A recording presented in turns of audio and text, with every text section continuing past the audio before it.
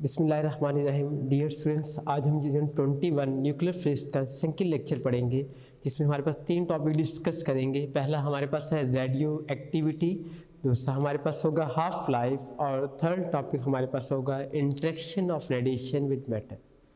तो radio activity शुरू करते हैं। अब हेनरी बैक्यूरेल ने 1986 के अंदर ये ऑब्जर्व किया, ये देखा कि यूरेनियम के एलिमेंट जो उसने अपने रैक के अंदर रखे हुए थे, उन्होंने ब्लैक पेपर के अंदर लिपटी हुई फोटोग्राफिक प्लेट को इफेक्ट कर दिया, उसके ऊपर स्पॉट बना दिए, निशान बना दिए।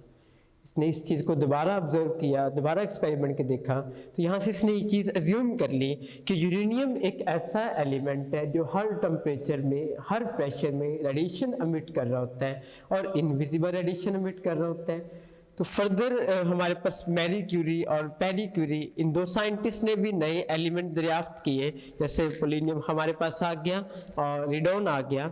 ये एलिमेंट भी नेचुरली रेडिएशन एमिट कर रहे थे। तो ऐसे एलिमेंट जो रेडिएशन एमिट करते रहते हैं ड्यू टू अनस्टेबिलिटी, इन एलिमेंट को रेडियो एक्टिव एलिमेंट का नाम देते हैं। और इन रेडिएशन को रेडियो एक्टिव रेडिएशन का, और इस फिनोमेना को हम नाम देते हैं रेडियो एक्टिविटी का। इसकी डिफाइन करते हैं, the element whose a charge number greater than 82 are unstable. Some invisible radiation जो है वो एमिट करते हैं और जो फोटोग्राफिक प्लेट को इफेक्ट करती हैं, तो उन एलिमेंट को रेडियो एक्टिव एलिमेंट का, या उन रेडिएशंस को, या उन फिनोमेना को रेडियो एक्टिविटी का नाम देते हैं। फर्दर हमारे पास नेक्स्ट है, फोटोग्राफी प्लेट के अंदर एक्सपेरिमेंट किया गया। क्या किया गया, किसी सोर्स के अंदर यहाँ पर हमने रेडियो एक्टिव एलिमेंट रख दिया,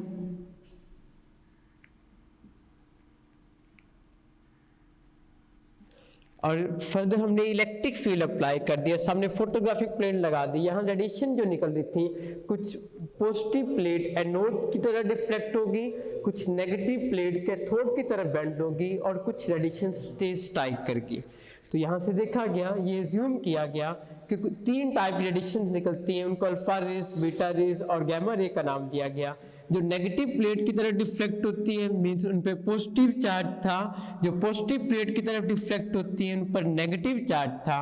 और जो किसी सिमत में डिफ्लेक्ट नहीं होती, सीधी चली जाती है, मतलब वो चार्ज लेस थे, जो कि गैमा रेज थे। नेक्स्ट हमारे पास न्यूक्लियर ट्रांसमिटेशन, 3 चीजें देखेंगे, अल्फा डिके, बीटा डिके और गैमा डिके। लेट हमारे पास अगर ये एलिमेंट है, ये अनस्टेबल न्यूक्लियाई हमारे पास रेडिएशन एमिट करके स्टेबल न्यूक्लियाई में चेंज होता है और अपना एटॉमिक नंबर 2 कम करता है और एटॉमिक मास 4 कम कर लेता है, और प्लस हमारे पास जो इससे रेडिएशन निकलेंगी उसका एटॉमिक नंबर 2 होगा, एटॉमिक नंबर 4 होगा, हीलियम न्यूक्लियाई होगा, जिसे हम अल्फा पार्टिकल का नाम देते हैं।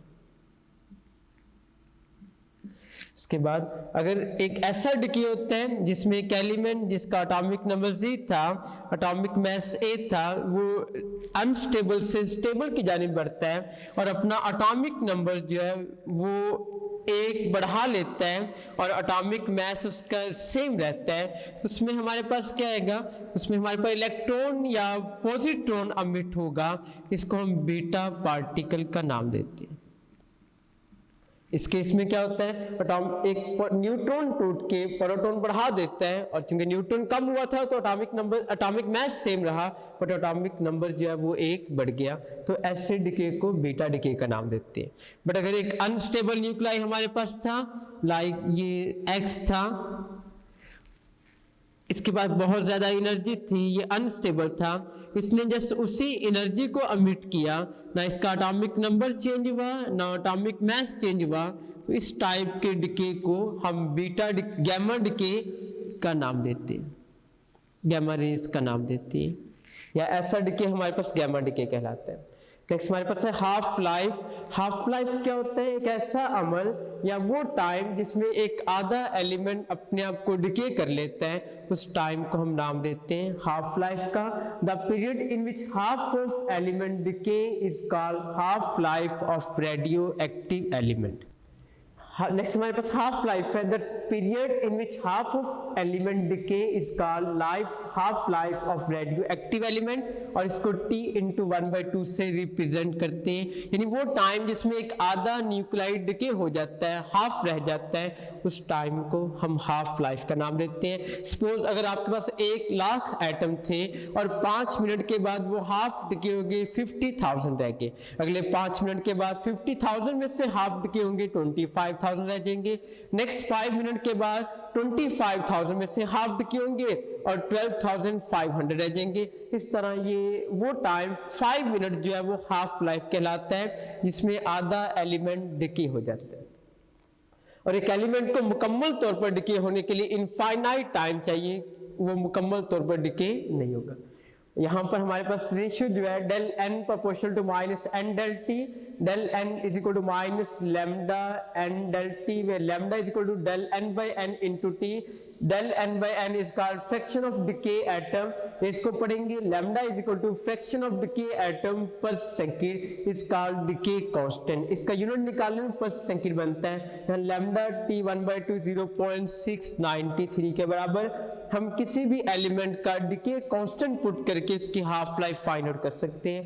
एग्जांपल दी गई है, लेट्स हमारे पास 10 एटम थे, ये n0 ओरिजिनल एटम को शो करता है। एक हाफ लाइफ के बाद उनकी तादाद जो है वो अगर पहले 8 थे, एक हाफ लाइफ के बाद 4 रह गए और दूसरी हाफ लाइफ के बाद 2 रह गए, थर्ड हाफ लाइफ के बाद जो है वो 1 रह जाएगा और उसके बाद जो है 4 हाफ लाइफ के बाद 1 का हाफ एंड सो ऑन, ये प्रोसेस चलता रहेगा हमारे पास। और लास्ट हमारे पास है interaction of radiation with matter. हमने देखा 3 टाइप के रेडिएशन से, अल्फा पार्टिकल, बीटा पार्टिकल और गैमा रे। हम देखते हैं अल्फा पार्टिकल ज़्यादा मैसिव होते हैं और ज़्यादा मैसिव होने की वजह से ज़्यादा एनर्जी रखते हैं और किसी भी गैस को मैक्सिमम आयनाइज कर सकते हैं। जब मैक्सिमम आयनाइज करेंगे तो पेनिट्रेट कम करेंगे, डिस्टेंस कम ट्रेवल करेंगे। यहाँ हम पेनिट्रेशन का अगर ऑर्डर देखें तो सबसे ज़्यादा पेनिट्रेशन जो होती है वो गैमा रेज की होती है, उसके बाद बीटा की, और सबसे कम पेनिट्रेशन पावर जो है और अल्फ़ा की होती है, क्योंकि अल्फ़ा पार्टिकल मैक्सिमम आयनाइज करते हैं, डिस्टेंस कम ट्रेवल कर पाते हैं, और गैमा रेज की आयनाइजेशन जो होती है वो उससे कम होती है, ज़्यादा डिस्टेंस कवर कर लेते हैं, पेनिट्रेशन भी ज़्यादा थी। और अल्फ़ा पार्टिकल बिल्कुल कम आयनाइज करते हैं 1 ऑर्डर में, इसलिए इनकी पेनिट्रेशन सबसे ज़्यादा और अल्फ़ा की सबसे कम। रेंज देखा जाए, क्योंकि ये आयनाइज ज़्यादा करते हैं, रेंज इनकी कम होती है। बीटा पार्टिकल की रेंज मीटर में, गैमा की उससे भी ज़्यादा। अब्जॉर्ब बाय पेपर शीट के अंदर अब्जॉर्ब हो जाते हैं, क्योंकि मैक्सिमम आयनाइज करते हैं, ये कुछ और फासला कवर करते हैं, आयनाइज कम होते हैं, ये और ज़्यादा डिस्टेंस कवर करने के बाद अपनी आयनाइजेशन शो करते हैं। नेक्स्ट हमारे पास स्पीड देखा जाए, अल्फा पार्टिकल मैसिव होने की वजह से इनकी स्पीड 10⁻⁷ के ऑर्डर में, बीटा पार्टिकल 1 10⁸ के ऑर्डर में, और गैमा रेज जो होती हैं ये स्पीड ऑफ लाइट से ट्रेवल करती हैं और इनकी स्पीड 3 10⁸ मीटर पर सेकेंड। ये पेनिट्रेशन का ऑर्डर बनाया। अगर हम आयनाइजेशन का ऑर्डर बनाए तो आयनाइजेशन सबसे ज़्यादा हमारे पास जो है वो अल्फ़ा पार्टिकल की, और उससे कम हमारे पास बीटा की, उससे कम हमारे पास गैमा रेज के आयनाइजेशन।